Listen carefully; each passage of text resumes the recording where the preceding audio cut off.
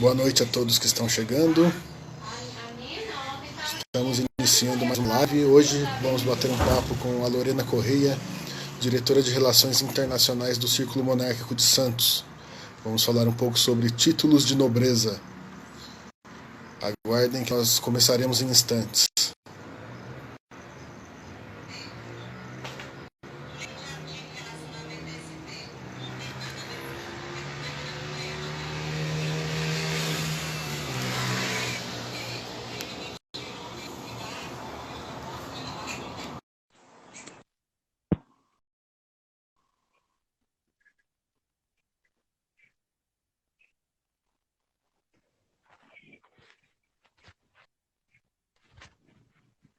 Boa noite, Lorena.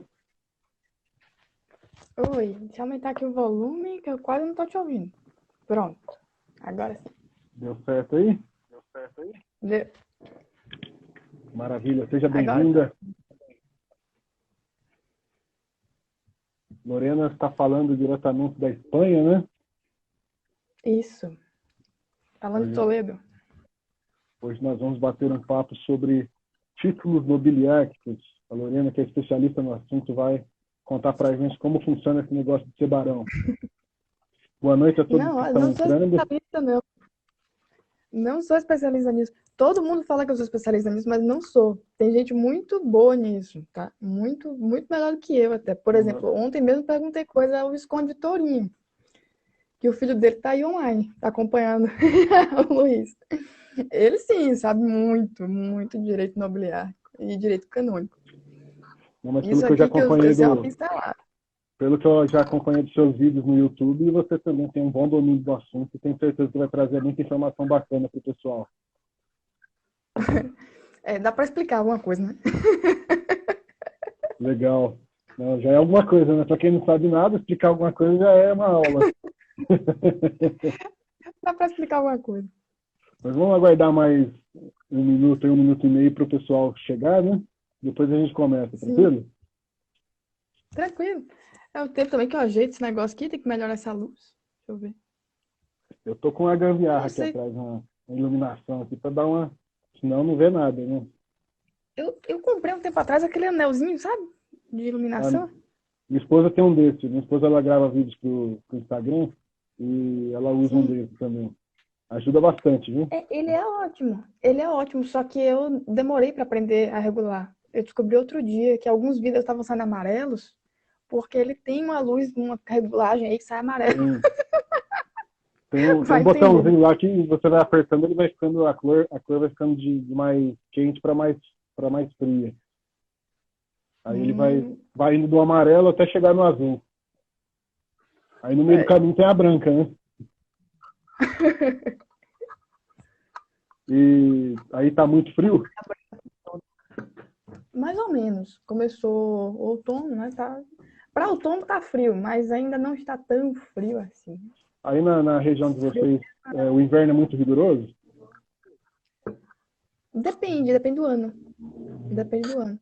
Assim, muito rigoroso mesmo é lá no Ladoga, né? Onde ficam os monges de Valaane, debaixo da neve com o lago congelado quase o ano todo. Mas para a Europa Ocidental faz um pouco de frio. Assim, vamos dizer, neva vários dias e coisas assim. Muita gente não sabe, mas boa parte do território espanhol é desértico. Então, isso faz com que a oscilação de temperatura seja muito grande, porque não tem aquela massa d'água para equilibrar a temperatura. Então. Entendi. E Toledo fica mais ou menos em qual região? Eu sei que a Espanha é dividida em várias regiões, né, autônomas e tal. Toledo fica onde? Fica em Castilha-La Mancha. Fica mais ou menos uma hora e pouco de carro saindo de Madrid. A pessoa chega em Toledo, em direção ao sul. Então, é pertinho de Madrid, né? Muito perto.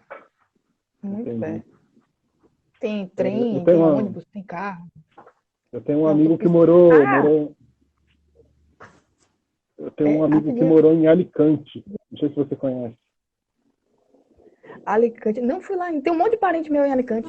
Mas Sério? é bem mais para sua praia e tal. Né?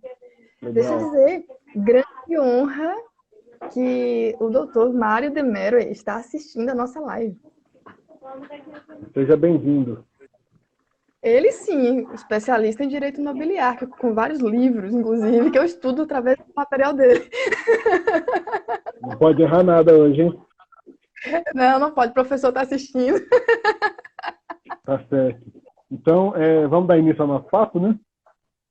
Antes da Diga gente aí. entrar no tema principal da nossa live, gostaria que você falasse um pouquinho sobre a sua jornada dentro do movimento monarquista, como você se tornou monarquista, né? Sim. Você hoje mora numa monarquia, mas creio que você tenha nascido no Brasil, né? Sim. Como se deu isso, essa sua conversão, entre aspas, ao movimento monarquista, e como se deu a sua inserção no movimento em si, né? Eu faço Uhum. parte do ciclo monárquico de Berlândia, você do ciclo monárquico de Santos, né? Conta pra gente, Uhum. então, como se deu esse processo. Certo. Assim, eu sempre fui monarquista desde criança, porque eu nasci em família espanhola, francesa, italiana, e eu cresci dentro, com muito contato com a comunidade espanhola. Porque muita gente não sabe, mas na Bahia é onde tem a maior comunidade espanhola fora da Espanha, organizada como comunidade espanhola realmente, com Legal. escola, curso de idiomas, com datas festivas, comemorações, cultura, tudo que você imaginar. Então eu cresci ali, entendeu? O início da minha vida foi ali, em Salvador, tendo contato, muito contato com a comunidade espanhola e vindo de família espanhola. Então é muito difícil, dentro desse contexto, a pessoa não ser monarquista. Entende? É muito difícil. Entendi. Assim, quando, por exemplo, alguém dizia, mas aí, como é que vai fazer? Porque não sei quem vai virar para esse país, mas fulano é um vagabundo, vai chegar lá, vai quebrar a cara. Aí alguém dizia assim, ali é terra que tem rei. Entendeu? Então, a Referência, né? ideia de monarquia sempre foi assim, de que era o certo, a coisa certa é a monarquia. Então, eu não tive esse processo de conversão ao monarquismo. Eu sempre fui monarquista. Eu cresci sabendo que monarquia era o certo, né? Na minha cabeça. Legal. E como se deu essa Aí, sua entrada no movimento? é isso. A entrada no movimento brasileiro aconteceu de uma forma muito natural, porque eu, pouco a pouco, comecei a me expor, né? Assim, primeiro na universidade, depois em grupos menores, e eu percebi que existia uma certa quantidade de parlamentaristas no Brasil. Era uma coisa que eu não tinha me dado conta. Comecei a perceber isso com 20 anos, mais ou menos. 19 para 20 anos. Eu percebi muita gente parlamentarista, gente de esquerda, gente da direita, muito parlamentarista. Aí eu aproveitava a situação e falava sobre a monarquia. Poxa, mas tem a monarquia parlamentarista, seria melhor e tal. Aí eu comecei a me expor pouco a pouco, comecei a perceber que as pessoas se interessavam pelo tema. E quando teve a eleição de Bolsonaro, ali foi um momento decisivo. Porque o que acontece? A população brasileira elegeu um Congresso supostamente renovador e viu-se que o Congresso não consegue fazer o que a população quer, porque existe um problema no sistema. Não é somente uma questão de você votar certo ou você votar errado. Existe um problema estrutural. E a partir daí, assim, as pessoas têm que ver isso, as pessoas têm que perceber que é um problema estrutural, que é um problema do sistema, e a gente precisa aproveitar esse momento histórico em que isso está bem evidente para falar de monarquia. Entendeu? Aí foi assim, eu comecei a atuar mais. O Círculo Monárquico de Santos tem uma história engraçada. Eu me aproximei do Círculo Monárquico de Santos por acaso, por causa do movimento monárquico argentino. Porque esse tumulto que eu fico fazendo, né, essa militância toda no Brasil, eu faço também em vários outros lugares. E aí, quando o pessoal da Argentina estava atrás de um monarca, eles estavam precisando de um monarca, lá não tem monarca. Então eles ficavam assim, poxa, quem é que vai ser? Pode ser a Máxima, do Orange-Nassau? Será que pode ser o Pedro Thiago, Petrópolis? Quem é que pode ser? Aí diziam assim, tem que ser um descendente de Carlota Joaquina, aquela coisa toda, né? E essa discussão não caminhava.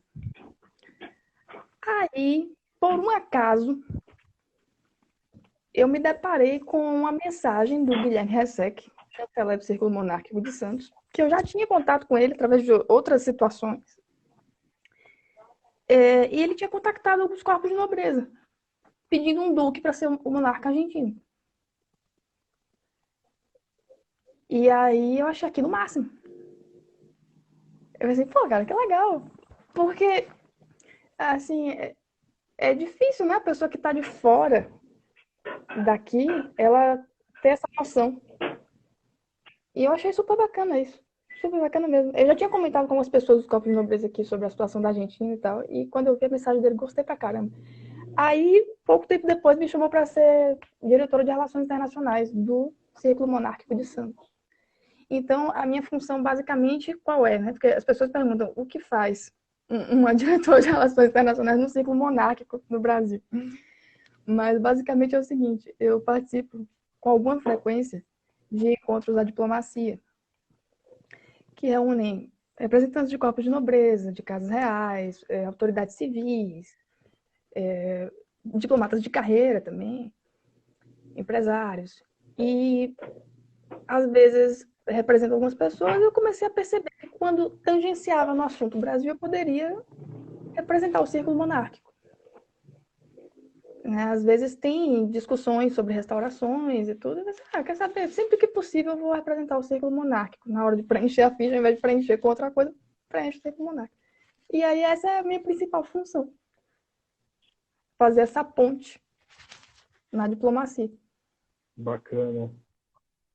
Boa noite a todos que estão chegando aí. O Lucas Gonçalves, lá do Nação Real, manda um abraço aqui para nós. Boa noite, seja bem-vindo. Todos os outros que entraram, André Cruzoé mandou agora boa noite também.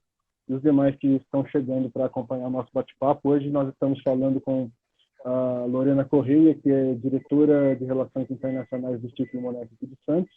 Ela mora na Espanha, né, faz residência na Espanha. E nós estamos batendo um papo sobre títulos de nobreza, ou títulos nobiliários, né? E, então, entrando no tema da nossa live, o tema principal, gostaria que você falasse um pouco para o pessoal que, um tempo atrás, deu um fuzuê porque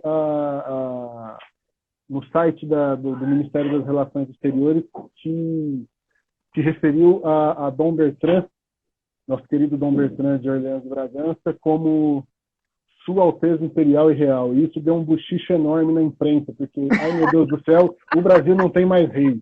Ei, o Brasil não tem mais rei. Por que teve essa confusão? E por que nós ainda podemos e devemos, inclusive, tratar os nossos nobres e a nossa família imperial pelos seus respectivos títulos? Boa. É o seguinte, o título, o que acontece? Ele pode ser de facto, ou seja, você tem ali um monarca reinante, ele é governante de fato, então a gente tem a expressão latina de facto, e você tem o monarca de iure, ou seja, ele é de direito, o poder foi usurpado dele.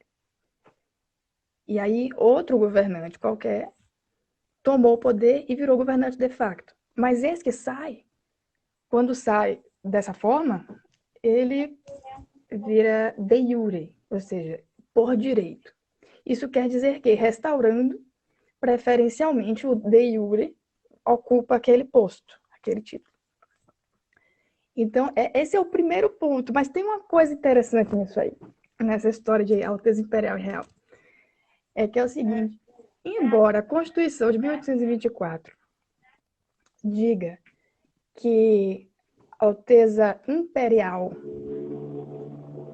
é o príncipe herdeiro, o imediatamente, né, herdeiro do trono, no Pacto das Famílias, em 1909, o Pacto de Bruxelas, né, que reuniu as linhas do Orléans-Bragança, do Orléans-Alençon, reuniu o pessoal de Paris, aquela coisa toda. Tem uma coisa interessante ali. Ali criou-se a ideia do príncipe de Orléans-Bragança, E ali mesmo naquele documento, a partir daquele momento, no protocolo francês, todos os príncipes de Orléans-Bragança passaram a ser chamados príncipes imperiais e reais. Ou seja, porque são príncipes do Império do Brasil e... Então, na realidade, todo príncipe de Orléans-Bragança poderia ser chamado de Alteza Imperial Real. Não haveria algo de errado nisso. Entende? Eu vejo, às vezes, muita confusão na internet.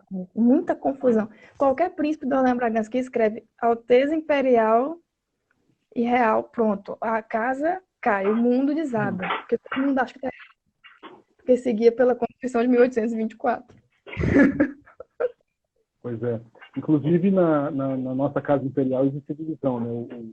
Recentemente, Dom Antônio foi consagrado, não sei se é esse o termo correto, mas ele foi consagrado Alteza Imperial e Real. Ele era apenas Alteza Real, passou a ser Alteza Imperial e Real. Por que isso ocorreu? Você sabe explicar? Bom, eu entendo que aquilo ali foi uma forma do irmão dele, imperador de Yuri, Dom Luís, agraciar, né? O irmão mostrar que existe proximidade entre eles. É uma forma também indireta de mostrar para onde ele quer que vá a linha de poder da casa. Tem tudo isso. Mas, de fato, a Alteza Imperial Real já era antes, desde 1909. Legal. E como se dá a... Você já falou do monarca de Yuri, né? Mas como se dá a sucessão dos títulos, ou a permanência ou não permanência dos títulos em países que deixam de ser uma monarquia? Eu falo títulos em geral, né? Duque, conde. Como fica a questão dos títulos em um país onde não existe mais o trono, ou pelo menos o trono não está no poder? Suponho que você esteja falando dos títulos de nobreza. Isso, eu falo fora da família real, da Isso. família imperial, né? Os títulos em geral. Isso. Os títulos de nobreza, o que acontece? O que é muito comum acontecer. Vem a república, usurpa o poder, e aí proíbe todo mundo de usar os títulos, usar símbolos da monarquia, aquela coisa toda. Só que qual é a atitude certa a ser feita? Essas famílias que tinham esses títulos, elas preservam a história, guardam o privado. Ou seja, dentro da família, todo mundo sabe com quem está o título. Isso é muito importante, isso é essencial. Porque na República, a gente está acostumado a ver a família como um núcleo. Todo mundo escreve assim, o núcleo familiar. Na legislação está assim, o núcleo familiar. Mas a família, ela não é só um núcleo. Ela é uma estirpe familiar que se propaga ao longo do tempo. Aí é que está a diferença. Quando você está na monarquia, você reconhece isso.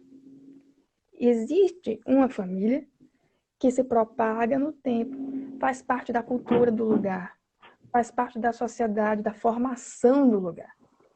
É por isso que a gente defende Orléans Bragança, no trono. Essa é a principal justificativa. Por quê? Porque essa família, essa estirpe, foi que formou a nacionalidade brasileira. Entendeu? Então, no caso dos títulos de nobreza, a mesma coisa. Se existia um nobre naquele local ali, aquela família foi importante para a formação social do lugar, a formação cultural. Então, aquela estirpe familiar, ela precisa ser preservada e é preciso saber com quem está o título, quem é a pessoa herdeira daquele título. Muitas famílias têm isso anotado. E aí tem uma coisa maravilhosa que eu vou soltar aqui para contar para vocês. Está sendo registrado em breve o Corpo de Nobreza do Brasil, cujo presidente de honra é Dom Pedro Tiago de Orléans Bragança, do ramo de Petrópolis. E assim, eu acho que vai ser muito legal, porque justamente vai conseguir reunir várias dessas famílias tituladas do Império e que estavam dispersas, né? E esse é um grande passo para a restauração. É um grande passo.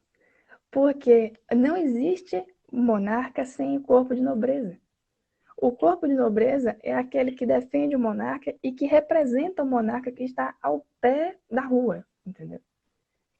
É muito importante o corpo de nobreza. É a capilaridade do poder do rei. Às vezes eu vejo alguns movimentos monarquistas na América Latina, eles têm a tendência a dizer assim, a gente quer um monarca, mas a gente não quer um corpo de nobreza. Aí E alguns complica. ainda dizem assim, a gente pode até ter um corpo de nobreza, mas não hereditário. Aí eu digo assim, gente do céu, mas não aprenderam nada, Dom Pedro II caiu,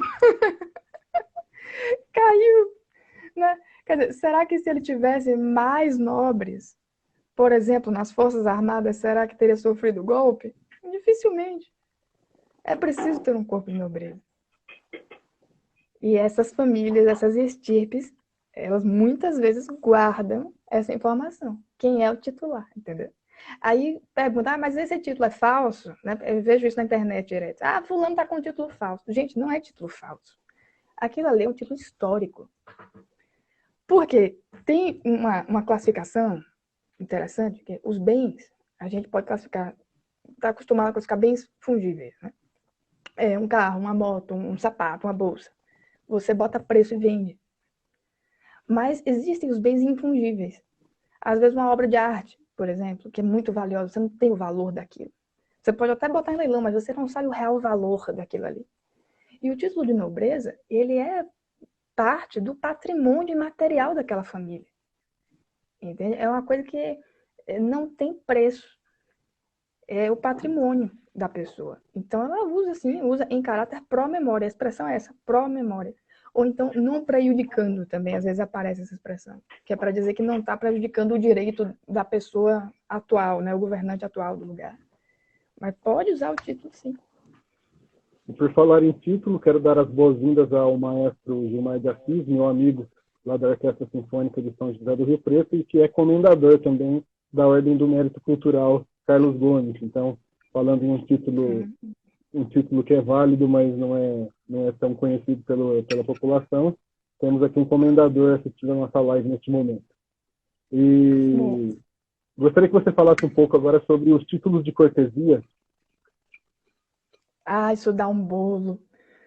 Olha, título de cortesia é assim, a pessoa tem autorização para usar um título que pertence a outra pessoa. Mas, note, o título não é dela. Ela não é a titular. Aí é que dá confusão, porque o pessoal acha que é título falso. Tem um monte dessas coisas. É um caso comum de autorização, título de cortesia. Você tem um casal, aí eles separam. Um tinha o título, por exemplo, conde. E aí a esposa ficou 20 anos da vida dela sendo chamada de condessa. Como é que agora ela vai deixar de ser condessa? Aí muitas vezes os dois se divorciam e aí tem lá autorização para usar como cortesia o título de condessa. Ou seja, é um título verdadeiro. Ela tem autorização para usar aquele título. Ela é condessa. Às vezes também o título de cortesia comum. O irmão mais velho concede que o irmão mais novo use o título dele. É comum. Como cortesia. Entendeu? Não é um título falso. Eu fico revoltada quando eu vejo. Olha, poucas coisas me deixam tão chateadas do que quando eu vejo monarquistas dizendo que príncipes não são príncipes ou que alguém que tem títulos verdadeiros está usando títulos falsos. Eu acho isso o final dos tempos. Porque, veja, se você é monarquista e você pressupõe que a outra pessoa pode ter um título, se aproxime da pessoa e pergunte: Ô fulano, tudo bom? Eu vi que você ostenta tal título. Quem foi que lhe concedeu? De que história? Gente, se vocês fizerem isso, vocês vão escutar tanta história fantástica, sabe? A pessoa vai, conta a história da família toda, que foi de mil não sei quanto, que não sei o que, tal cidade, do rei tal. E você vai aprendendo tanta coisa, tanta informação bacana, sabe? Deixa um pouco de lado esse preconceito republicano. A gente não pode tacar pedra nos nobres. Não pode. Os nobres, eu sempre digo, Os nobres são a base do poder do rei. A capilaridade do poder do monarca é exercida pelos corpos de nobreza. Então, a primeira coisa que o movimento monarquista brasileiro precisa aprender com urgência é valorizar os nobres. E valorizar os príncipes também, que às vezes tratam mal pra caramba os príncipes também. Tem príncipe que fica escondido, nem se manifesta, não se envolve com nada, que é para não receber pedrada. Aí depois o pessoal ainda diz assim, mas não se envolve no movimento. Claro, meu filho, que não se envolve. A pessoa aparece e recebe pedrada na cabeça, que é o quê? Entendeu? Isso aí me chateia mesmo. Pois é, isso é importante. A Euladir Maia falou aqui que ela está resgatando um título de nobreza que é da família dela lá de Portugal. Conta para nós aí, Euladir, qual é o título? E também o Hugo Frazão fez uma pergunta aqui sobre os títulos ad personam concedidos por Dom Pedro II.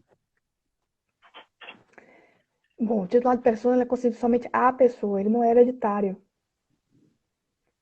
Então, ele não é transmitido. Não somente para o primogênito e tudo mais, mas em testamento ele não pode ser transmitido, ele não pode ser dado como presente. Existiu por muito tempo essa prática na Península Ibérica, que era, por exemplo, a pessoa tem muito título, e aí tem as obrigações do título, né? Além de pagar o dinheiro, tem as obrigações do título. A pessoa não dá conta de cumprir todas aquelas obrigações. Então, assim, um sobrinho é uma pessoa muito honrada e tal, vai casar. Aí dava um título como presente de casamento. Era uma das formas de você transmitir o título. Quando o título é ad persona, quer dizer, é da pessoa. É isso que significa essa expressão. É somente para aquela pessoa. Ela não pode passar para os filhos, não pode passar cortesia, ela não pode dar um título para ninguém. É somente para ela, uso exclusivo, entendeu? Mas então esse título ele não pode ser, como você disse, você deu exemplo de ele ser dado de presente de casamento, né? Por exemplo, esse título ad personam pode ser dado ou não? Não. Ad Então, persona é a pessoa. É de a uso pessoa morreu, o título personalíssimo. morre junto. Morreu, morre junto. Agora note, tem um detalhe aí. Tem uma coisa importante. Existem muitos casos de títulos que foram concedidos sem hereditariedade, mas que foram reconhecidos por alguma outra coroa, e lá naquela carta patente, eles reconhecem com caráter hereditário. Então tem que ficar de olho, entendeu? O pessoal que fica aí procurando os títulos da família, fica de olho nisso. Se você sabe, por exemplo, sua família tem um título, aquele título não era hereditário, mas aí aquele parente seu, em algum momento, viajou para uma monarquia e pediu reconhecimento ao monarca local do uso do título, etc. Mas naquela carta patente, se vier dizendo que é hereditário, você tem o direito de reclamar aquele título. Ele transmite. Entendi. E quero falar para o pessoal aí, alguém colocou agora há pouco, a hora que pudesse abrir para perguntas, já podem ir mandando as perguntas, que eu já vou transmitindo aqui a Lorena na medida do possível. O Delouven está perguntando, hoje em dia, eu acho que ele deve estar falando no Brasil, ele não explicita, mas eu acredito que ele esteja falando no Brasil. Hoje em dia ainda tem como alguém receber um título de nobreza? Tem. Tem. Não da República. Essa é uma confusão frequente. O fato de você estar vivendo no Brasil, ou na América do Norte, ou no Alasca, ou, sei lá, você está vivendo em Marte, você é um astronauta e você está no ônibus espacial. Isso, o local onde você está, não impede que alguém lhe conceda um título. Você não precisa estar naquele território daquele monarca ou naquele território para receber esse título. Além disso, existem as casas em exílio. Existem muitas casas históricas que eram de territórios que não estão mais daquela forma geopolítica, né? Porque os países foram se formando, foram alterando tudo. Mas as pessoas, os chefes ginásticos dessas casas, eles podem estar em qualquer lugar do mundo, inclusive no Brasil tem vários. E eles podem conceder títulos. Porque a casa tem o que a gente chama de fons honorum. Ou seja, ela é fonte de honras, ela pode conceder títulos. Então, você pode estar no Brasil e receber um título. Essa é uma pergunta interessante, essa. Legal. O Luiz Tourinho, lá da Bahia, ele está citando aqui um exemplo bem bacana sobre os títulos ad personam, que ele citou o exemplo de 3 barões de São Francisco, pai, o filho e o neto, que o título do avô, no caso, era ad personam, mas o título foi renovado para o filho e para o neto. Tá vendo? Um bom exemplo. Um bom exemplo. É que as coisas não são assim, tudo preto no branco, sabe? Tem as nuances, tem os detalhes que vão aparecendo. Cada caso é um caso. Tem que ver a carta patente de cada um. É assim. Às vezes, uma coisa que me preocupa também, o pessoal é muito radical. Diz assim, um exemplo. Não, mas os títulos do período do Brasil Imperial não tem nenhum que seja hereditário. Né? Dizem assim, não tem nenhum que seja hereditário. Mas esquece que existiu a União Ibérica. No período da União Ibérica, se porventura o título tivesse sido reconhecido pela coroa espanhola, pode ser que seja hereditário.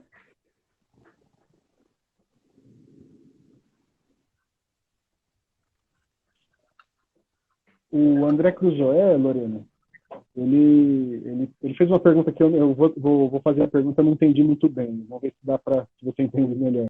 Ele perguntou assim, as ordens dinásticas, qual o valor, né, dessa estrutura monárquica? Não sei se a pergunta está bem formulada. Tem muita importância. As ordens dinásticas, o que acontece? Quando você forma uma ordem dinástica, na verdade, você está reunindo um corpo de nobreza. Existem ordens que elas são concedidas somente a primos dinásticos, ou seja, dinastias que vieram da mesma origem. Existem ordens que são concedidas exclusivamente a pessoas nascidas em determinada cidade.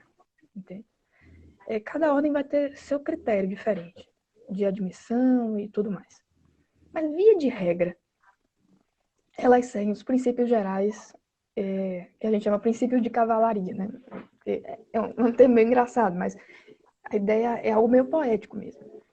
É que você consiga reunir pessoas leais, honradas, com boas intenções, que pratiquem caridade. Geralmente essas ordens têm uma parte delas que é dedicada à caridade.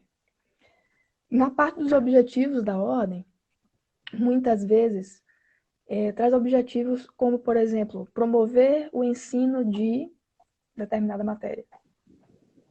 Promover o ensino de heráldica. Por exemplo, está faltando heraldista. A gente tem meia dúzia de heraldistas, são todos idosos. O que vamos fazer agora? Meu Deus, quem vai renovar o grupo de heraldistas do reino?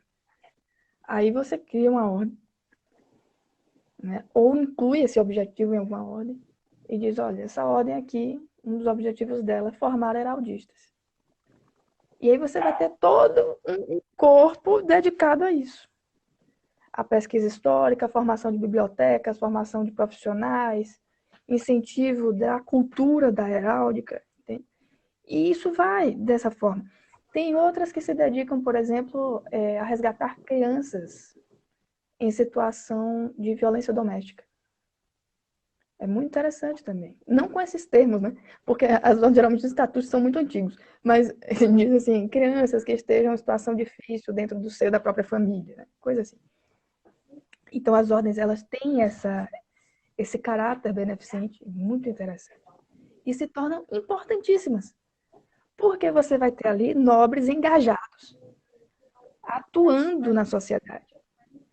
As pessoas, elas esquecem disso. Elas acham que o nobre, ele paga os impostos todo ano para ter aquele título, e ele não precisa fazer mais nada da vida, mas não é assim. Existe uma coisa chamada noblesse oblige. A pessoa, ela tem obrigações da nobreza, obrigações sociais. E uma dessas obrigações sociais sempre vai passar por alguma atividade beneficente, entendeu? Em alguma área. E as ordens organizam essas pessoas. Por isso que elas são tão importantes. Bom, então a pergunta do André estava correta. Eu fui burro, não entendi direito. Inclusive, é muito interessante isso, porque eu já li alguns estudos, já ouvi alguns professores falando isso, e eu percebo também que, com poucas exceções, né, mas a maior parte dos países onde há uma nobreza, o fomento à cultura, às artes e à ciência é muito maior do que nas repúblicas em geral. Há exceções, por exemplo, como os Estados Unidos, onde existe uma cultura filantrópica grande, apoio à ciência, bolsas de estudos, mas isso é mais comum em monarquias por conta da existência da nobreza, de uma aristocracia ativa, né? E isso Certamente. vem bem ao encontro do que você disse agora, das obrigações do nobre, né? Obrigações não apenas financeiras, mas também sociais e culturais, né?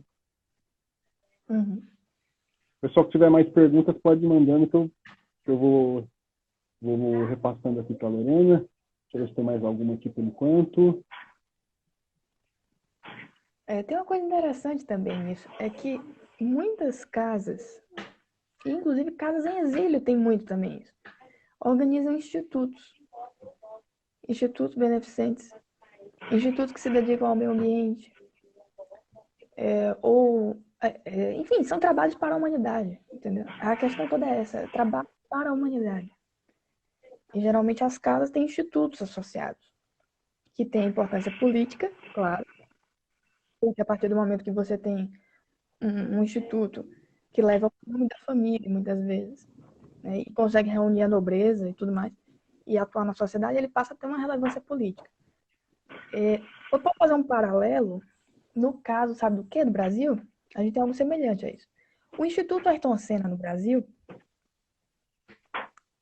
ele tem esse caráter beneficente, ele tem aquela ideia poética, né, da honra, aquela fonte inspiradora, e ele passou a ter uma relevância política absurda. Inclusive, o Ayrton Senna era monarquista, né? É verdade. É verdade. Mas aí o Instituto Ayrton Senna é um bom paralelo para você imaginar, né? Dentro do Brasil, acho que o que mais se aproxima desses institutos relacionados à nobreza e que todo mundo conhece, acho que é o Instituto Ayrton Senna. Legal. Não foi à toa que o termo nobreza, né, o termo nobre, acabou virando sinônimo de algo elevado, de algo moralmente bom, né? Uhum. E o Hugo Frazão, ele está dizendo aqui que seria interessante a Casa Imperial ter um instituto beneficente. A Casa Imperial tem algum instituto vinculado à nossa Casa Imperial? Você sabe dizer? Eu não sei, a gente está perguntando a eles. É algo a se verificar, Só né? perguntando. O que eu sei que existe o Pró-Monarquia, que é o secretariado que faz a ponte entre a Casa Imperial e a sociedade, né? Mas a nossa Casa Imperial, a questão é que ela não afere nenhum lucro, né? Ao contrário do que muita gente imagina, nossos príncipes não ganham salário para serem príncipes, né? Eles, desde que a República deu o golpe lá em 1889, a nossa família imperial não tem nenhum tipo de renda vinda do Estado, né? Exceto lá naquela questão lá em Petrópolis, né? Aquela questão daquele lucro que tem percentual que a família tem na venda das propriedades. Agora eu me esqueci o nome, mas isso não tem nada a ver. O laudêmio, exatamente. Mas isso não tem nada a ver com ganhar salário do governo, né? Não, de jeito nenhum. Então a nossa família imperial não teria condições de sozinha bancar um trabalho desse tipo. O interessante é que os movimentos monarquistas se movam, né, nesse sentido, não a Casa Imperial em si. Mas, Daniel, sabe o que acontece? Esses institutos, eles geralmente não são bancados por alguém. Isso é uma coisa interessante. Esses institutos, eles podem até começar com o gasto de um dinheiro que alguém deixou num testamento para fazer um instituto. Pode até começar assim. Mas a maioria esmagadora deles começou de maneira muito simples. Assim, com uma meia dúzia de pessoas que se reuniam de vez em quando para tomar uma bebida. E aí foi lá e resolveu fazer um instituto. Vamos fazer esse instituto agora. E aí vai lá e faz. Aí associa a casa, etc., aquela coisa toda. Mas para manter, geralmente é a base de doações. Porque todo mundo tem interesse.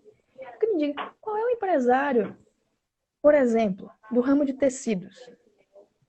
Eu tenho indústria de tecidos. Por que eu não teria interesse em colocar dinheiro em um instituto que está capacitando pessoas na área da química para avaliar tecidos e fazer tecidos? Entendeu?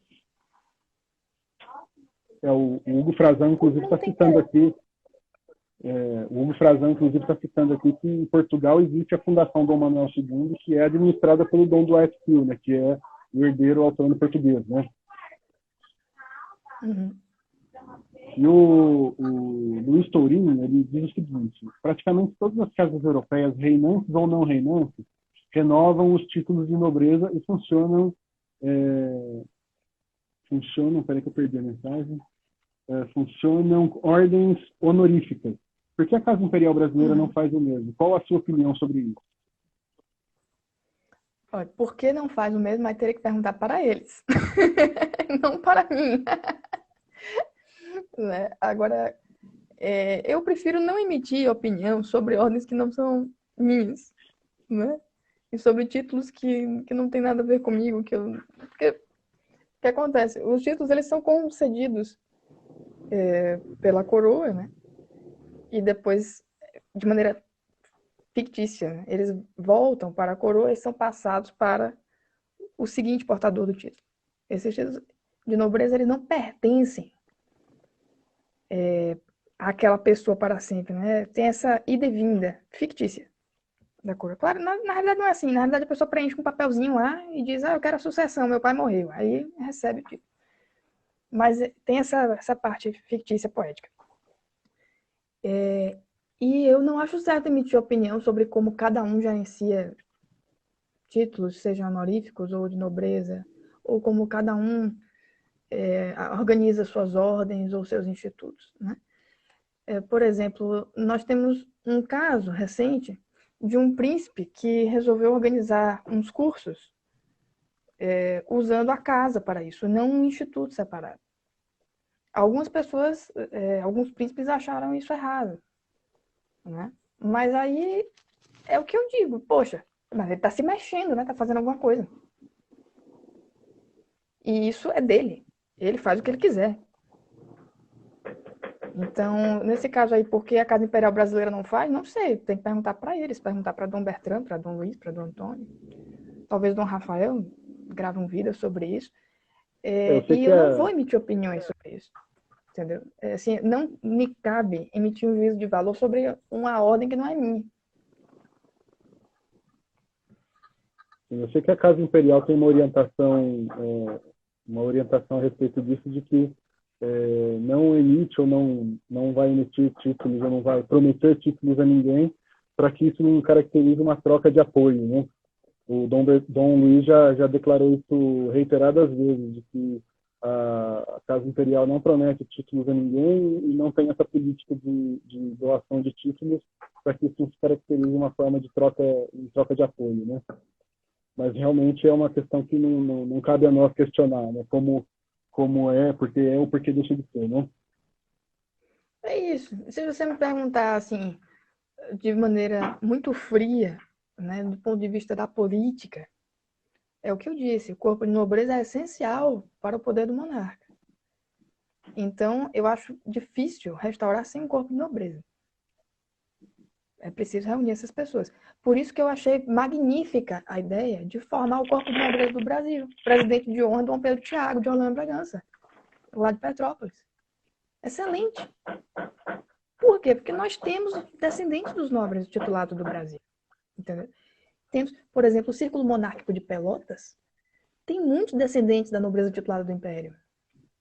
Muitos. O Rio Grande do Sul é cheio. Agora, outra coisa também importante é o seguinte, que o pessoal esquece. Tem muito nobre estrangeiro no Brasil. Isso é uma coisa interessante. Por quê? Brasil, Estados Unidos, Canadá, Argentina, Chile, foram países de colonização relativamente recente. Então, com as guerras todas na Europa, muita gente fugiu para a América.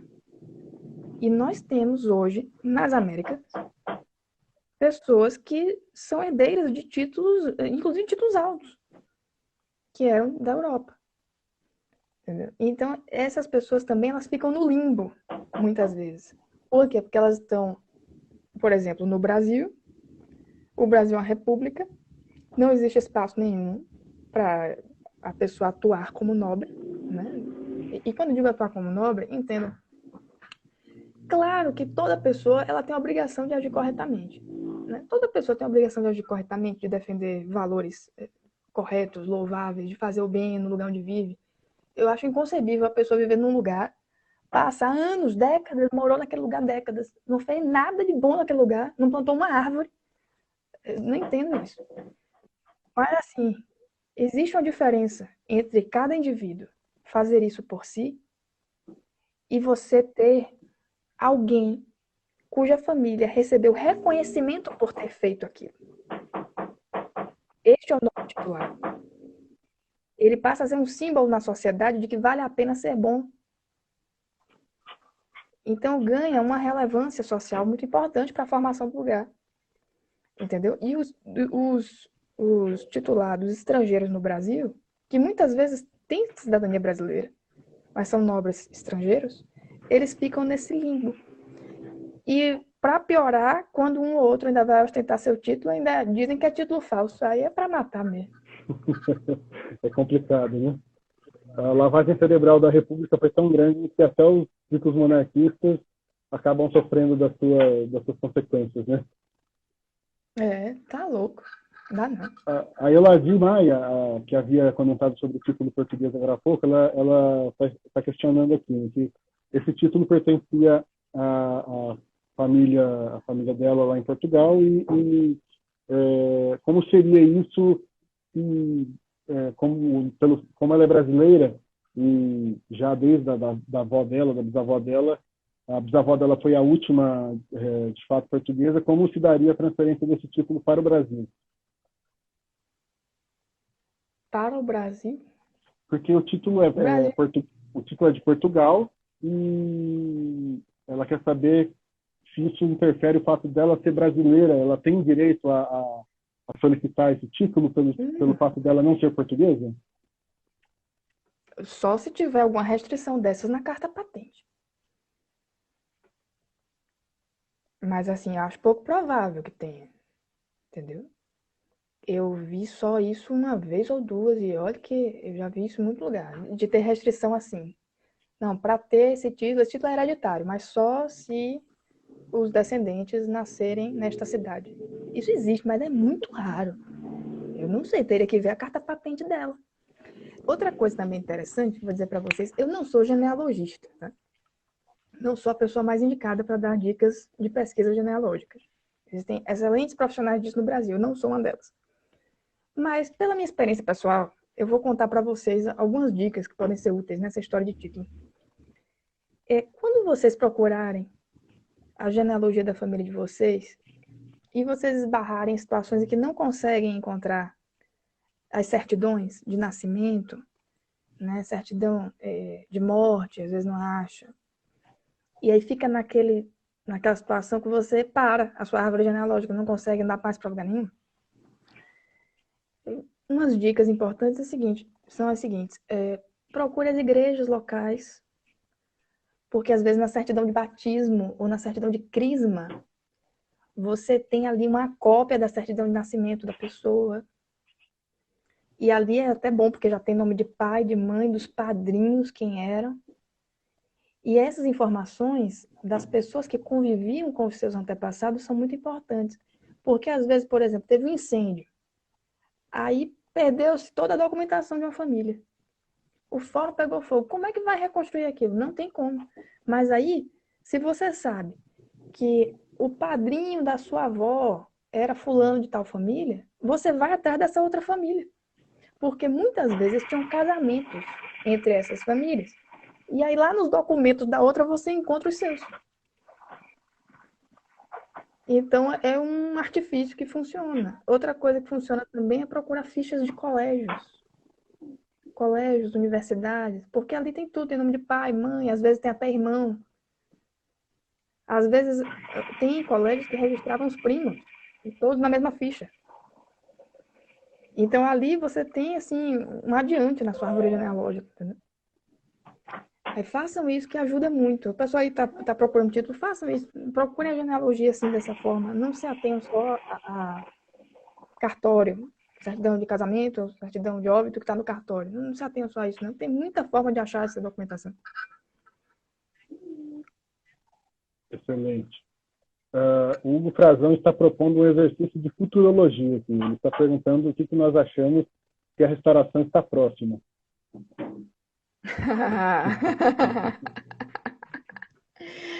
Eu acho que está perto.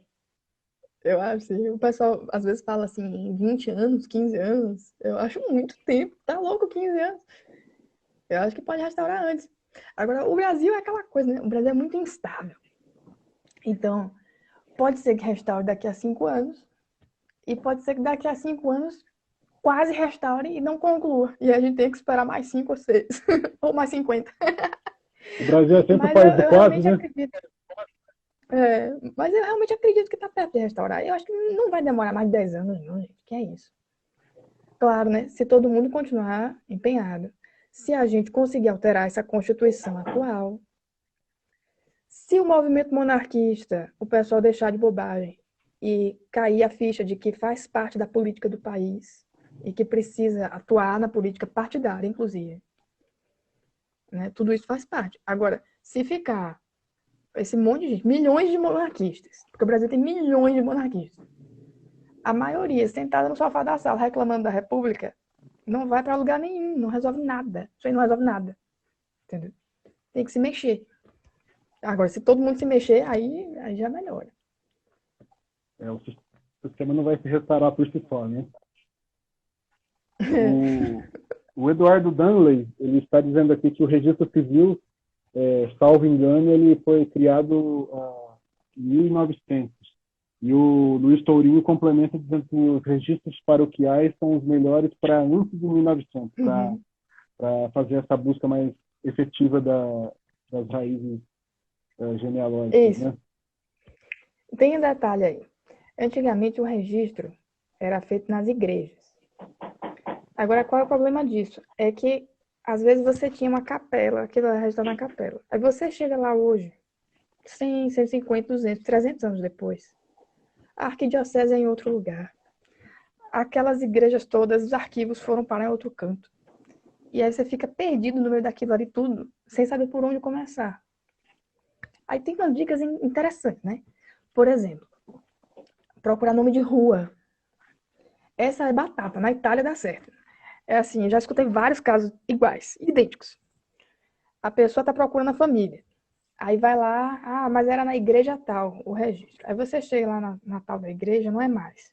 Os registros todos foram levados para outro lugar. Foram divididos entre duas arquidioceses e você não sabe onde foi parar aquilo. Aí o que a pessoa faz? Ela procura nome de ruas para ver se tem perto de um ou de outro lugar, de uma ou de outra sede da igreja, alguma rua com algum nome de algum parente, entendeu? Algum sobrenome que pareça com o dela, porque às vezes tem variações, né, por dialetos e tudo. E aí encontra. Isso é uma coisa interessante. Já ouvi vários casos assim de gente que encontrou pelo nome da rua. Porque aí os arquivos foram levados para aquela arquidiocese e ali por perto tinha uma rua com o nome de um parente. Que coisa interessante, né? Funciona. E agora, quando não acha, a melhor coisa que eu encontrei até agora foi isso. Foi entidades profissionais, né? Você encontra nas entidades profissionais os registros das pessoas. Isso é bacana também, porque você sabe, geralmente tem na história da família, né? Todo mundo sabe. Minha família tinha muito marceneiro, minha família tinha muito escultor. Então, nos registros dessa profissão, você encontra a cópia, né? Quem era, irmão de quem, pai, etc. Porque é difícil encontrar nas igrejas, viu? Tem épocas que não dá certo. Por exemplo, a Revolução Francesa tocou fogo na Arquidiocese de Paris, um monte de gente ficou sem documento. Tem famílias até hoje fazendo um monte de teste de DNA para se encontrar, porque é para garantir qual é a linha, porque algumas linhas você perderam a informação. Você não tem como ter certeza disso, entendeu? A Revolução Francesa tocou fogo em tudo. E aí? O Eduardo Danley, ele está sugerindo aqui que é sempre bom buscar a igreja mais antiga da cidade, para tentar achar esses documentos com mais facilidade, ou pelo menos ter informações mais certeiras, né, da nova, do paradeiro dos documentos, né? E ele está citando aqui também o motivo de uma curiosidade aqui que antigamente as pessoas levavam seus filhos recém-nascidos o mais rápido possível para batizar, né? Porque as pessoas tinham medo que a criança morresse pagã. Então, esse registro era batata que ele existia, né? Que o registro era feito logo a criança viesse ao mundo. É verdade. Bom, Lorena, quer ver uma coisa interessante? De documentos do Exército, você encontra. Documentos das Forças Armadas. É bem interessante isso. Eu encontro muitos documentos em Forças Armadas, né? No Brasil nunca procurei, não sei nem se pode ter acesso, mas muitos documentos de Forças Armadas na Espanha, na França, na Itália, você encontra esses registros dessas pessoas. E é bem interessante isso que ele está falando, porque quanto mais antigo, mais dizia, assim, geralmente vem fulano de tal, nascido em tal data, em tal cidade, filho de quem, batizado em tal data. E realmente, quanto mais antigo, mais próximo a data do batismo com a data do nascimento. Tem sentido, né? Bom, nós temos 3 minutos para encerrar nosso papo. Vai dar 1 hora e o Instagram ele costuma cortar, né? Quando dá 1 hora. Então eu vou abrir esses minutos finais para você mandar um recado para o pessoal, falar do seu trabalho nas redes sociais, no YouTube, se você quiser divulgar seus vídeos, etc. Você tem esse momentinho final para mandar um recado para a galera. Certo. Pessoal, é o seguinte, no final do mês estou lançando uma revista chamada Granossales. É uma expressão latina usada na área jurídica, que significa uma pitada de sal. A gente quer jogar uma pitada de sal no debate constitucional que está surgindo no Brasil. E nós queremos mudar essa Constituição, mas não queremos mudar para qualquer Constituição. Nós queremos uma Constituição realmente decente que sirva ao país. Então, qual é a ideia? Todo mundo aí que quiser mandar textos que toquem em assuntos constitucionais, podem mandar. Serve texto jornalístico, serve artigo acadêmico, vai ter uma seção só para artigos acadêmicos. Se alguém tiver uma charge bacana, pode mandar também. Tá? E fiquem bem à vontade. Podem mandar se servir bem, se não servir, eu digo. E vamos nessa aí. A ideia é fazer a cada 15 dias uma edição. E vai ter SSN. Para o pessoal que usa no currículo, pode ser importante. E como vai se dar a distribuição desse material? A edição toda online. A pessoa vai acessar o site, ali vão ter várias abas, a apresentação da revista, corpo editorial, etc. E em uma dessas abas, e isso é requisito para ter SSN, todas as edições ficarão disponíveis em PDF. A pessoa vai poder consultar e vai poder baixar. Legal. Bom, então eu quero agradecer, Lorena, a sua disponibilidade, mesmo no meio da madrugada espanhola, parar para bater esse papo com a gente. Com certeza foi bem edificante, aprendi muita coisa, tenho certeza que o pessoal que assistiu e que vai assistir a live gravada também aprendeu bastante coisa aí durante esse papo. Desculpa estar balançando a câmera que minha cachorra está se postando em cima da mesa. Mas...